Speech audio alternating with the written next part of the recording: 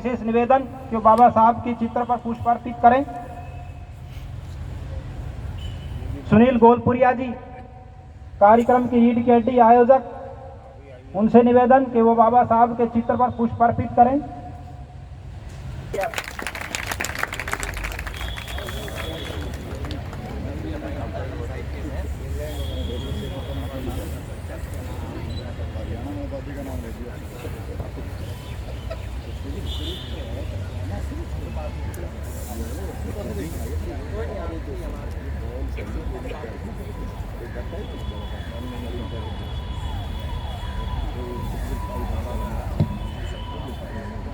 तो दिल्ली की जो टीम है जाटव चेतना मंच, उनका हम अपनी तरफ से, अपनी संस्था की तरफ से पूरे हरियाणा थोड़ी मेरी भी तबीयत खराब है, पिताजी की थोड़ी ज़्यादा हो गई, तो उनकी तरफ से ये संदेश था कि मेरी तरफ से माफ़ी मांगना।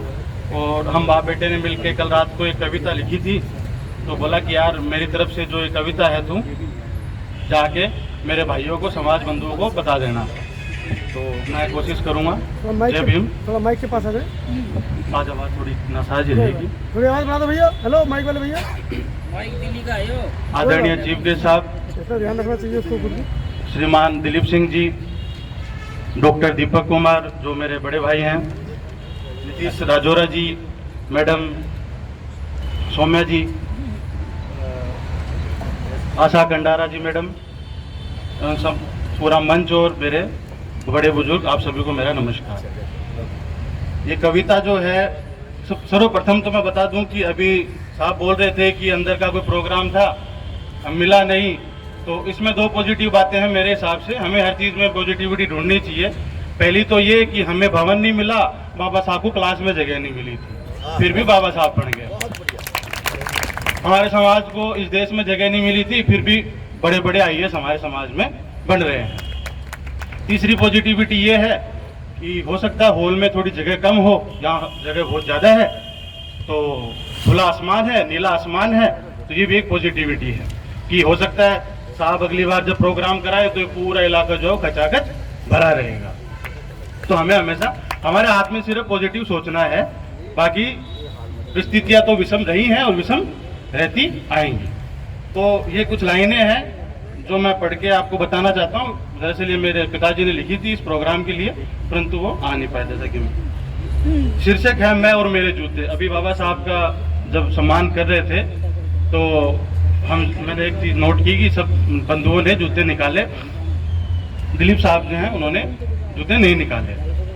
अब इतने बड़े आईएएस साहब हैं तो कुछ सोच समझ के ये जो है इन्होंने फैसला लिया होगा, क्योंकि एक सोच सिर्फ पढ़ाई आईएएस उसके बाद के ऊपर की सोच क्या कहती है, ये इस कार्य से भी मेरी जो लाइनें लिखी हैं, कभी नहीं हम बाप बेटे, लेकिन मैं बता देना चाहता हूँ। शीर्षक है मैं और मेरे जूते। मेरा इतिहास, मेरा जीवन और मेरा भविष्य सब मेरे जूतों से जुड़ा है, जो हमारा कार्य था। मेरा इतिहास, मेरा जीवन और मेरा भविष्य सब मेरे जूतों से जुड़ा है। मेरे पुरखों ने नंगे समाज को जूते पहनाए, मेरे पुरखों ने नंगे समाज को जूते पहनाए, मेरे पुरखों ने देश के तलवे तपन की गर्मी से बचाए, तपन के गर्मी के छालों से बचाए। मेरे ही पुरखे इस समाज के जूतों तले दबे रहे। हमने जूते बनाए, उन्हीं जूतों तले मेरे पुरखे दबे रहे।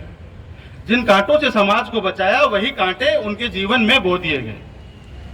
है ना मजेदार? अपने हाथों से बनाए जूतों तले सदियों तल दबे रहे मेरे पुरखे। गुस्सा हूं भी और नहीं भी, करूं भी तो किस पर?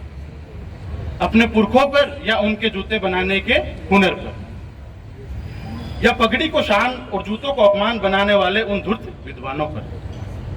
ढकती पगड़ी भी है, ढकते जूते भी हैं, फिर क्यों मेरे पुरखों के हुनर को अछूत बना दिया गया, उन्हें नीचा दिखा दिया गया। समझ चुका हूं मैं अब सब समझ चुका हूं मैं अब, मेरे जूते मेरा अपमान नहीं, मेरा सम्मान है। मेरी पगड़ी उनकी पगड़ी मेरे जूतों के बराबर है। मैं किसी का अपमान नहीं कर रहा हूं, मेरा कहने का मतलब है पगड़ी का भी उतना ही सम्मान होना चाहिए और जूतों का भी उतना ही सम्मान होना चाहिए। उनकी पगड़ी मेरे जूतों के बराबर है, सब बराबर है। मैं वादा कर चुका हूं अपने जूतों से कि उन्हें उनका खोया सम्मान दिलाऊंगा। जूते यहाँ पे प्रतीकात्मक शब्द। उन्हें कभी खुद से अलग ना होने दूंगा। मैं नहीं निकाले मैंने जूते अपने, और जहां जूते निकालने की जरूरत पड़ती है वहां जाता भी नहीं। चाहे मंदिर हो या नीची सोच वाले ऊंचों के महल, चाहे मंदिर हो या नीची सोच वाले ऊंचों के महल, मैं उस चौखट के भीतर न जाऊंगा जहां मुझे मेरे जूतों को निकाल खुद को नीचा और मैला महसूस करना। मैं उस किसी चौखट में ना जाऊंगा जहां मुझे अपने जूते निकाल खुद को मैला और नीचा महसूस करना पड़े। मैं अपने जूतों के आत्मसम्मान की रक्षा करूंगा। जरूरत नहीं है मुझे उस काल्पनिक खड़ाऊ के आशीर्वाद की जिनका डर दिखा दुर्तों ने मुझ पर राज किया। मेरे ही हुनर को मैं ही इज्जत से पहनने को तरस गया। मेरे ही हुनर को मैं ही इज्जत से पहनने को तरस गया। मैं समझ चुका हूं जो अगर जूतों से महल मंदिर अपवित्र होते तो वो स्कूल कैसे पवित्र बन पाया जहां मैंने जूते पहन शिक्षा प्राप्त। दरअसल मेरे पिताजी के शब्द हैं, वो स्कूल कैसे पवित्र रह पाया जहां जूते पहन मैंने शिक्षा प्राप्त की। जूते पहन मैं दुश्मन से लड़ा। मेरे पिताजी पहले आर्मी में थे। जूते पहन मैं दुश्मन से लड़ा। जूते पहन मैं अपने हकों के लिए अदालत संसद में लड़ा।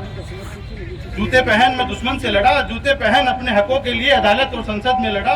जूते पहन औरत ने मर्दों की गुलामी से उबर अपनी पहचान बनाई। बस यहाँ पे सौम्या जी के लिए, राशा जी के लिए कहना चाहूंगा, दीपक जी और राजवाड़ा साहब जो हैं, इनसे दुगुनी बड़ी कामयाबी इनकी है। पुरुष हैं, सिर्फ समाज का उत्पीड़न देखा होगा। महिला हैं, समाज और पुरुषों का दोनों का उत्पीड़न देखा होगा। इन्होंने नहीं तो हमारी माता बहनों ने देखा होगा। इनकी कामयाबी डबल है, तालियां डबल है। मैं वो साजिश समझ चुका हूँ जो सदियों से मुझे अपने ही जूतों पर शर्मिंदा करवा मेरे ही वजूद को अछूत बनाने को तुली। मैं वो साजिश समझ चुका हूँ जो सदियों से मुझे अपने ही जूतों पर शर्मिंदा करवा मेरे ही वजूद को अछूत बनाने पर तुली है। मैं अपने जूतों से जाहिल विद्वानों की अछूत सोच को छूना तक नहीं चाहता। यहाँ मैं किसी को नीचा नहीं दिखा रहा हूँ, मैं अपने जूतों का सम्मान बता रहा हूँ। मैं अपने जूतों पर घमंड भी नहीं करना चाहता। मैं अपने जूतों पर घमंड भी नहीं करना चाहता। मैं नहीं चाहता कि सम्मान के जूते पहन अपने गुनहगारों को रोंद डालूं। यहाँ आईएएस सेलेक्टेड जो लोग हैं उनसे कहना चाहूंगा, भला सबका हो, अपना भी हो और सबका हो। किसी ने हमारे साथ गलत किया, ऐसी कोई भावना नहीं रखनी है। जो अच्छा सोचेगा वो सबके लिए अच्छा करेगा। मैं बदला नहीं, बदलाव चाहता हूँ। बाबा साहब भी बदला नहीं, बदलाव चाहते थे। इसलिए हमें कमियां नहीं निकालनी चाहिए, बदलाव की तरफ अग्रसर होना चाहिए। मैं बदला नहीं, बदलाव चाहता हूँ। मैं पगड़ी से लेकर जूतों तक सब बराबर कर देना चाहता हूँ। मैं इज्जत देना और इज्जत लेना चाहता हूँ। मैं इज्जत से जीना चाहता हूँ। मैं अपने जूतों से प्रेम करना चाहता हूँ। मेरा अपने उन अपनों से कोई रिश्ता नहीं जो अपने और अपनों के जूते निकाल औरों के जूते चाटने में लगे। मेरा अपने उन अपनों से कोई रिश्ता नहीं। बड़े लोग बन जाते हैं। अब साहब ने कहा, हम वहाँ पे पिताजी जो है सरपंच है, जनरल की सीट है, गांव वालों ने मिला के जो बनाया वो पिछले टर्म में थे।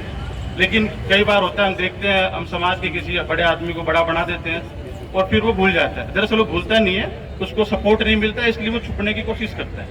Support system.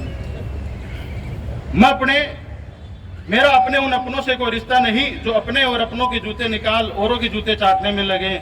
अपना हो या पराया, अपना हो या पराया, मेरे इज्जतदार जूतों का दुश्मन मेरा दुश्मन। जो मुझे आगे बढ़ने से रोकेगा वो मेरा दुश्मन। मैं अपने आत्मसम्मान और जूतों को लेकर अब कोई समझौता नहीं करना चाहता। मैं अपनी नस्लों को इज्जत और बराबरी के जूतों में देखना चाहता हूँ। अब साहब जब आईएएस बने होंगे बहुत समय पुराने पहले, तो ये फ्रिंज होता था हमारे समाज से कोई आईएएस बने। फ्रिंज मतलब हाशिए का काम होता था। अब इनके आदर्शों पे चल के आज इस स्टेज पे 4 आईएएस और 1 आरएएस मेडल बैठे। तो ये आत्मसम्मान है। इनसे प्रेरणा लेके 4 बने, इन 4 से प्रेरणा लेके 40 बने। धीरे धीरे ये शिक्षा हमारे समाज में हाशिए का काम है। मैं आपको बता दूं, अब ये कोई पॉलिटिकल रैली होती तो पूरा भरा मिलता है। यहाँ पे शिक्षा हमारे समाज में हाशिए का काम है, इसे हमें मेन स्ट्रीम का काम बनाना है। मैं अपने आत्मसम्मान और जूतों को लेकर अब कोई समझौता नहीं करना चाहता। मैं अपनी नस्लों को इज्जत और बराबरी के जूतों में देखना चाहता हूँ। जो मुझे इज्जत के जूतों में नहीं देखना चाहते, मैं उन्हीं जूतों से मसलकर आगे बढ़ जाना चाहता हूँ। मेरा हुनर है, मेरे जूते हैं। मेरा हुनर है, मेरी शिक्षा है, मेरे जूते हैं। मैं इज्जत से पहनूंगा, पहने रखूंगा, उतरने नहीं दूंगा। जय भारत, जय।